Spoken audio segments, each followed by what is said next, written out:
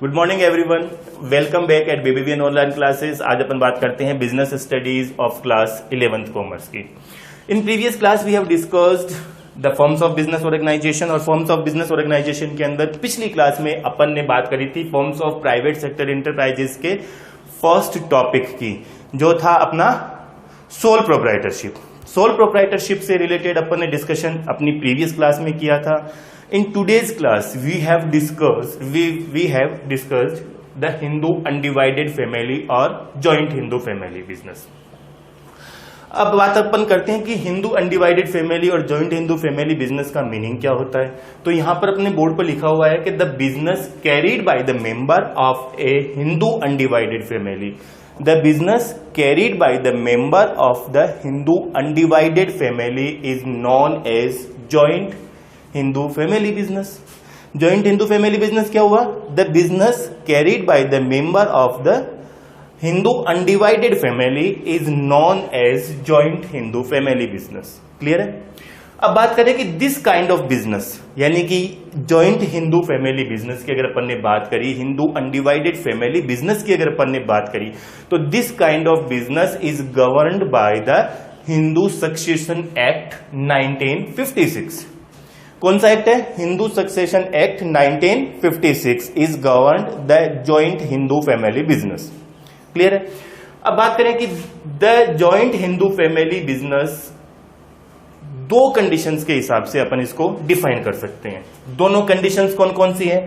पहली कंडीशन है minimum 2 male member must be there in the family, यानी कि कम से कम 2 मेल मेंबर फैमिली बिजनेस के अंदर होने चाहिए। दूसरा है existence of some ancestral property. Ancestral property की जब बात करी तो अनसेस्ट्रल प्रॉपर्टी का मतलब हो जाता है पैतृक संपत्ति, यानी कि एग्जिस्टेंस ऑफ पैतृक संपत्ति। पैतृक संपत्ति का होना हिंदू अनडिवाइडेड फैमिली के एग्जिस्टेंस में काम आता है। अब बात करते हैं अपनी की को पर्सनर्स कौन होगा। को पर्सनर्स यानी कि उसके पार्टनर मेंबर कौन कौन होंगे। तो अपन ये कहते हैं कि the ancestral property is inherited by the male member of Hindu undivided family. जो पैतृक संपत्ति हिंदू अनडिवाइडेड फैमिली की है, उसके अंदर जो मेल मेंबर है उनका हिस्सा होना चाहिए, और जो मेंबर हिंदू अनडिवाइडेड फैमिली के बिजनेस के प्रॉफिट में शेयर लेता हो उसको अपन क्या कहते हैं? को पर्सनर्स कहते हैं। उसको अपन क्या कहेंगे? को पर्सनर्स। तो को पर्सनर्स कब होंगे?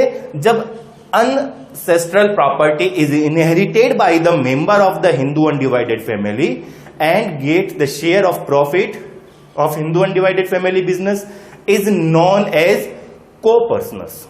क्लियर है?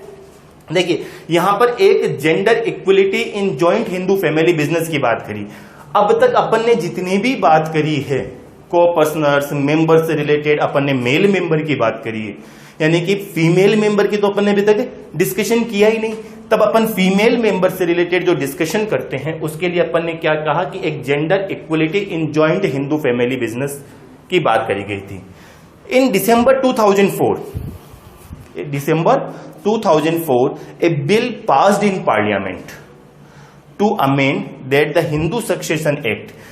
2004 दिसंबर में एक बिल पार्लियामेंट में पास हुआ जिसके अंदर की हिंदू सक्सेशन एक्ट 1956 के अंदर अमेंडमेंट किया गया था, और उस अमेंडमेंट के according the female member are giving same rights as the male और सन्स हैव, यानी कि फीमेल मेंबर को भी इक्वली रूप से उस तरीके के राइट दिए गए जो कि उस बिजनेस के मेल मेंबर को या सन को प्रोवाइड थे।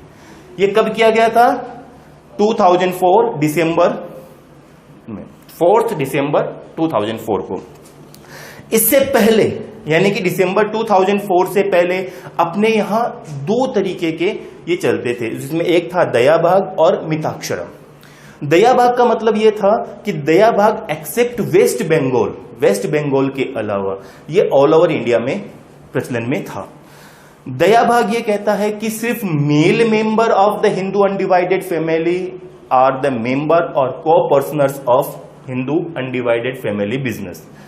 But Mitaksara says that the male or female member also, male member and as well as female member also, they become the co-partners of Hindu undivided family business.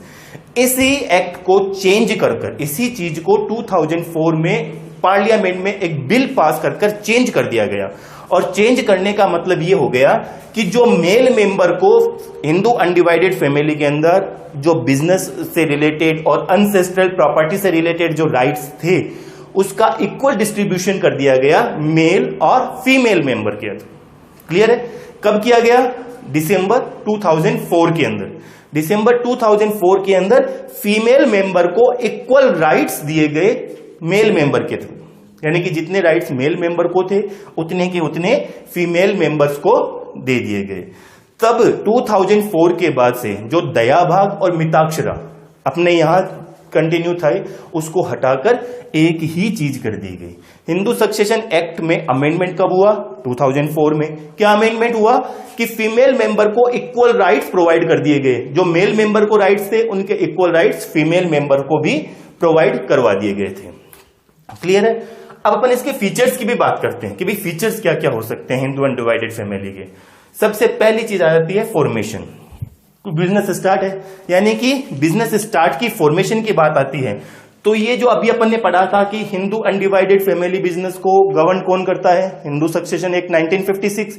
According to Hindu succession act 1956 जो Hindu undivided family है उसको govern किया जाएगा, उसको formation के through govern किया जाएगा। Liability की बात आती है, तो लाइबिलिटी की जब बात आती है तो इस हिंदू अनडिवाइडेड फैमिली को managed and controlled by the senior most member of the family. Senior most member of the family is controlled and managed the Hindu undivided family. और जो senior most member of the family is known as karta. क्या कहते हैं उसको? कर्ता कहते हैं। जो सबसे सीनियर मोस्ट मेंबर होगा फैमिली का वो क्या कहलाएगा? कर्ता कहलाएगा। और द लाइबिलिटी ऑफ द कर्ता इज अनलिमिटेड। क्यों? क्योंकि बिजनेस को मैनेज और कंट्रोल कौन कर रहा है? कर्ता कर रहा है। और कर्ता कौन है? The senior most male member of the family. Senior most male member of the family is कर्ता। और कर्ता की लाइबिलिटी जो होती है वो अनलिमिटेड होती है। अब अनलिमिटेड लाइबिलिटी की बात करी थी तो अनलिमिटेड लाइबिलिटी को अपन ने सोल प्रोप्राइटरशिप में भी बात करी थी। यानी कि अनलिमिटेड लाइबिलिटी का मतलब अपन ने ये कहा था कि कर्ता इज लाइबल टू पे the depth of the Hindu undivided family. और इस केस में कर्ता की जो पर्सनल असेट्स है वो भी सेल हो सकती है डेप्थ को पे करने के लिए। किसकी हो सकती है? कर्ता की। बट द अदर मेंबर और coparceners are liability are limited at the share of their profit. उनके प्रॉफिट के शेयर के अकॉर्डिंग उनकी लाइबिलिटी लिमिटेड होती है। क्लियर है? कंट्रोल की बात आई तो अभी अपन ने जब लाइबिलिटी के अंदर कर्ता की बात करी थी तो अपन ने यही कहा था कि the senior most male member are the managed and controlled of business Hindu undivided family business. यानी कि उस हिंदू अनडिवाइडेड फैमिली के बिजनेस पर पूरा का पूरा कंट्रोल किसका होता है? कर्ता का होता है। Karta has a legal right to contract of outsiders. यानी कि आउटसाइडर से अगर कोई कॉन्ट्रैक्ट करना है, कोई भी बिजनेस एक्टिविटी से रिलेटेड कोई डिसीजंस लेने हैं तो वो कौन लेगा? कर्ता लेगा। माइनर मेंबर की बात करें तो हिंदू अनडिवाइडेड फैमिली के अंदर a child can become a member by birth only. अगर एक बच्चे का जन्म भी अगर हिंदू अनडिवाइडेड फैमिली में हो जाता है तो वो चिल्ड्रन, वो बच्चा, वो चाइल्ड बिकम ए मेंबर और coparceners of Hindu undivided family. यानी कि हिंदू अनडिवाइडेड फैमिली के अंदर जन्म लेते ही बच्चा उसका को पर्सनर्स और मेंबर बन सकता है। इसके लिए और कोई एग्रीमेंट बनाने की जरूरत नहीं होती है कि उसको अपने को को मेंबर बनाना है या को पर्सनर्स बनाना है। It is the member by birth only in Hindu undivided family. Clear है? तो आज अपनी इस क्लास के अंदर अपन ने क्या क्या डिस्कशन किए? अपन ने हिंदू अनडिवाइडेड फैमिली के बारे में बात करी। हिंदू अनडिवाइडेड फैमिली का बिजनेस क्या होता है अपन ने मीनिंग देखा। मीनिंग के बाद में हिंदू अनडिवाइडेड फैमिली को गवर्न करने के लिए हिंदू सक्सेशन एक्ट 1956 की बात करी। हिंदू सक्सेशन एक्ट 1956 के अंदर अमेंडमेंट कब हुआ? 2004, दिसंबर 2004 में। अमेंडमेंट किस चीज का हुआ कि हिंदू सक्सेशन एक्ट में जो अमेंडमेंट था वो फीमेल मेंबर को इक्वल यानी कि gender equality in joint Hindu family business का अमेंडमेंट पास किया गया था। को पर्सनर्स की बात करी तो को पर्सनर्स कौन हो सकते हैं, यानी कि ancestral property inherited by the member of the Hindu undivided family and get the share of profit in Hindu undivided family business are also known as coparceners. को पर्सनर्स की बात करी थी।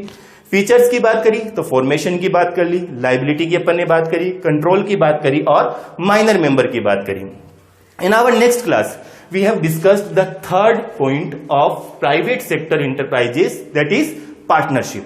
Thank you.